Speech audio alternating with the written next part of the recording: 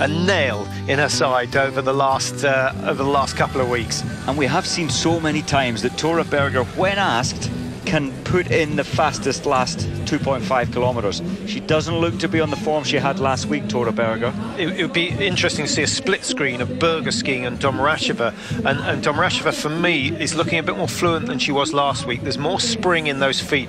And one thing she does a lot of dancing, and I'm convinced that the strength in her feet and lower leg is playing a crucial part in the speeds that she's achieving. She's so smooth. That flick of energy is so important. SOLEMDAL was some 20 seconds off the pace coming into the range of MÄKÄRÄINEN. Well, she's going to stay 20 seconds off the pace with that one missed target, but not a bad effort from SOLEMDAL. Nice to see Norway is not just a one-woman band as such. As we go through today, 15:06, 07, 15:40, the target she's after. It's not a bad effort at all, but both DOMRACHEVA and MÄKÄRÄINEN producing an astonishing last lap, and SOLEMDAL is going to have to up her game some 10-15% in the last 2.5K if she wants to challenge for the leading time, which currently held by DOMRACHEVA, and that is 22:24 at the finish. Well, that looks good, Mike. It looks very good. That is amazing. I got my times wrong there. I was looking at the time into the first shoot where she was 20 seconds down. Tora Berger's chance, 50 seconds to get inside SOLEMDAL, who is the new leader. It will be quick. Will it be accurate? She's missed the same target as SOLEMDAL, 4 out of 5, and so the race is on between the two Norwegians. 15:05, their positions coming into the range. Mike, I'm sure we'll get a split time just before the second shoot. Yes, well, SOLEMDAL was in MÄKÄRÄINEN, behind MÄKÄRÄINEN by 18.8, and Tora Berger was 27.5. But MÄKÄRÄINEN, remember, lost so much time on the shooting range. And Tora Berger shot 5 seconds quicker than SOLEMDAL, so those two could be very close.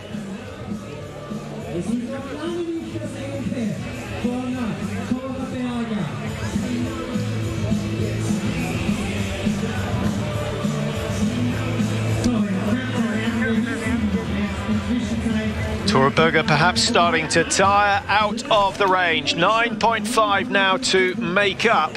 And, oh, that's going to be so tough. She's, 3 seconds behind DOMRACHEVA. She's only 4 seconds ahead of Kaisa MÄKÄRÄINEN. I think we could see Tora Berger finishing outside the top 5 for the first time this year. The win, Mike, looking highly unlikely at the moment. And actually, she's starting to look a little bit tired. She's certainly looking tired. The momentum, the energy she showed us last week for her victories, not there at the moment. She's just come off that penalty loop. It's brutal going around that penalty loop, and a punishment of 150 meters, and then you've got to pick your pace up again on the track.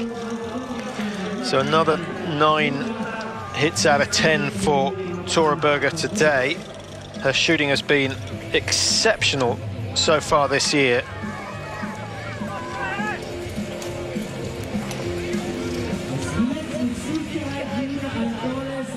Well, I would say it's certainly a podium for Tora Berger. It's looking positive, a podium for SOLEMDAL as well.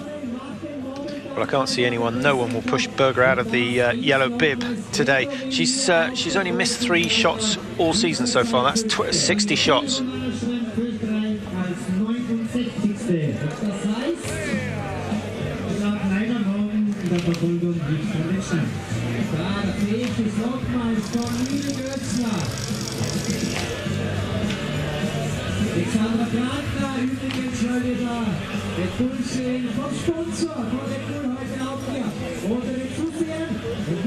Now, HORCHLER with a chance to make a little bit of a name for herself. If she can get these shots down in 20 seconds, she will be challenging for a top 5.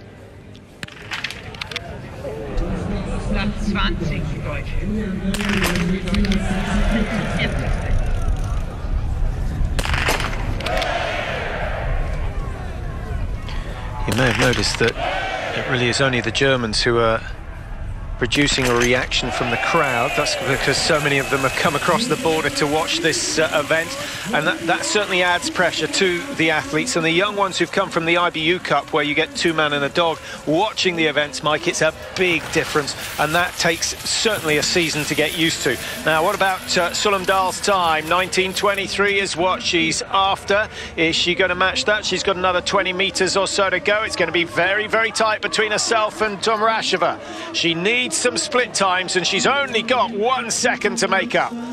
This is the race of SOLEMDAL's life. The coach will be telling her it's 1 second for a victory. You've got to keep the pace going.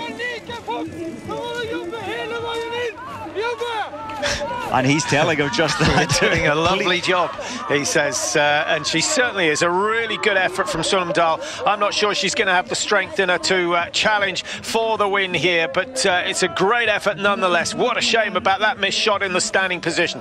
Here comes Tora Berger up the climb. She's lost ground to SOLEMDAL after that last lap, and I think the pace is starting to slow for Tora Berger. Out of the range after the second shoot, and she was down in 4th position, 9.5 off SOLEMDAL's time.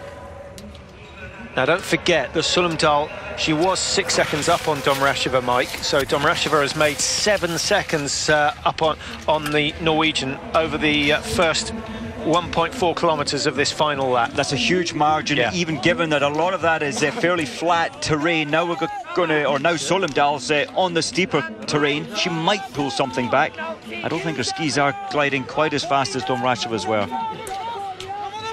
So 9.5 for Tora Berger. She's now 13.5. Finds herself behind DOMRACHEVA, SOLEMDAL, MÄKÄRÄINEN, just ahead of Krystyna PALKA. So she certainly can't ease up in the closing stages.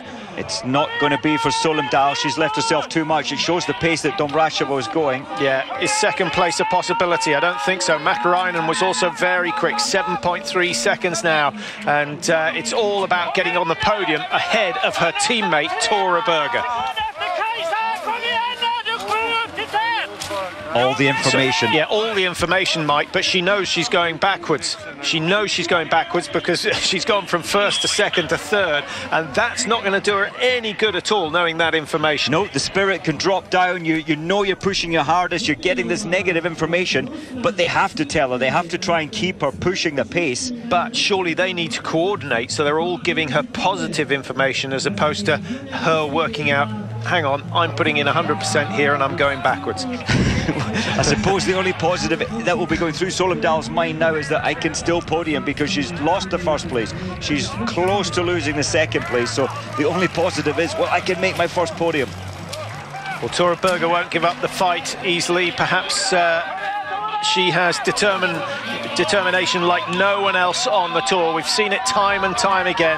Battles with Magdalena Neuner over the years. Battles, of course, with Darya DOMRACHEVA. And here she is battling with herself, because Tora Berger at the moment is outside the podium positions, and she'll finish off the top of the podium for the first time this year. That is not in doubt at the moment, because she'll never match DOMRACHEVA. SOLEMDAL can't match the Belarus athlete either, but it's a great race from SOLEMDAL. 22.40 and into 3rd place, 15.5 behind the leader. Remember, she was a good 5 seconds ahead of DOMRACHEVA at the start of this lap. So a brilliant final 2.5 from Darya DOMRACHEVA.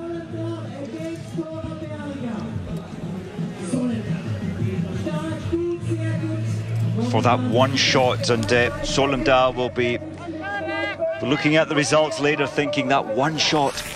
And, well, she'll just have to try and put that right next time. Well, here comes the final charge from Tora Berger. I would like to be in the Norwegian waxing hut tonight to see what the discussions are, whether they feel they didn't quite get it right on the day. The glide doesn't seem to be as good. They're losing time on the downhills as well as the uphills, and that would indicate that it's not just the athletes at fault here. So SOLEMDAL waiting. Is she going to hold on to 3rd place? 22.40 is not good enough, and Tora Berger has done it again. A phenomenal recovery over the last 1,000 meters. SOLEMDAL bitterly disappointed. You can see that on her face. Tora She's wondering, where did Tora Berger get that final push, the final pacing? How does she do it? Yeah.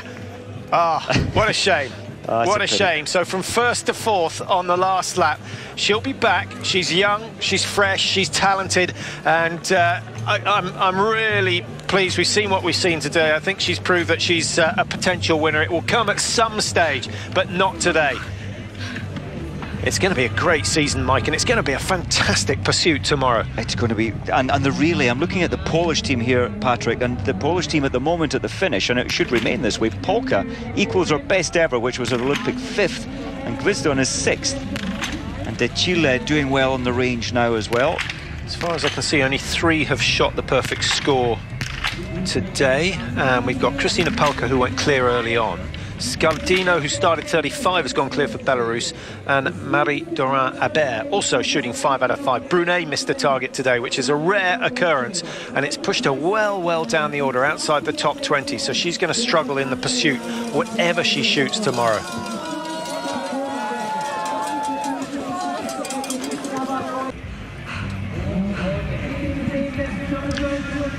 So we're right at the tail end of this women's sprint event, and we have a new winner for the first time this year. I don't think there's much doubt now that Darya DOMRACHEVA is going to be taking away the spoils plus the 60 World Cup points that will help her close down the gap on Tora Berger. But with Tora Berger fighting her way back up into 3rd place, she's not going to close the gap too significantly.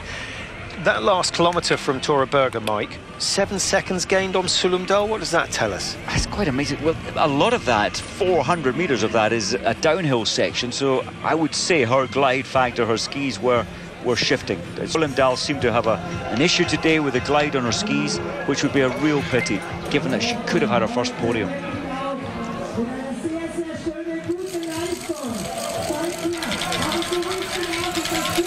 HORCHLER just coming in, Amanda Lightfoot just behind her.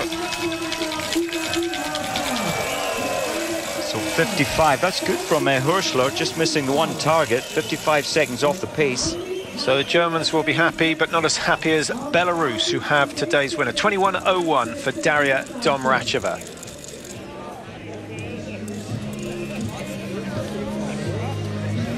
Well, there you see the finish, 22.24, of course.